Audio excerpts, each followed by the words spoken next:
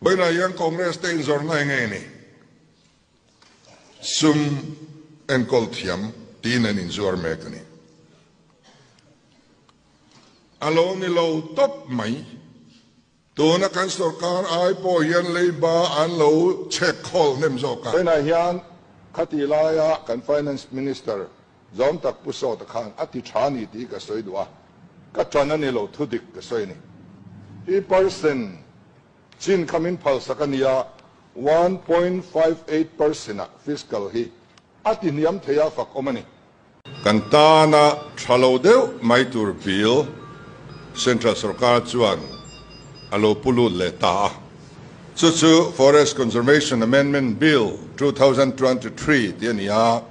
in whom hal big na dan frang kan nei mek de chu he bill mang hian thiam takin automatikin min li sakdon ti na ani thei top chua do dal turin ke somin kangen acheu chu kan han sir chiang ve ta ke ni pen heng notification te amendment rules te a guidelines te hi mun ta ka kan han thir hian a pom the ni hi mole kan ti ni vaina hian a thar thup kan ti lo a thader kan ti reng lo ama ro chu apom thei mai lo mani le hei hi kan that pui zo kina langi kan ti deu zo ani kan du thua sam ding lo he bill hi keini marchak state panga ti tan chuan bill sakei forest act hi dan sakei lo ti vak te adan hriat lo thak lutuk the PM chief minister chuan portfolio anei ve don lo CM portfolio nei mia lovin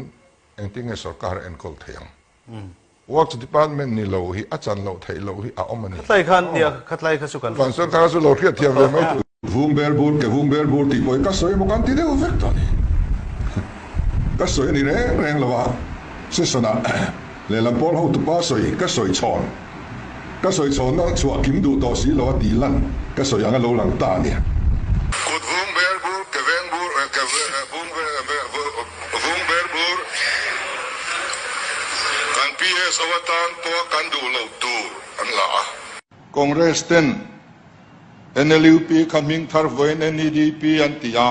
SM policy hian Bible zirtir na kala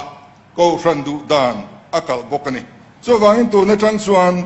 post speaker tu mai hetiang hi zuar to lo turin kain ngen tak zet ani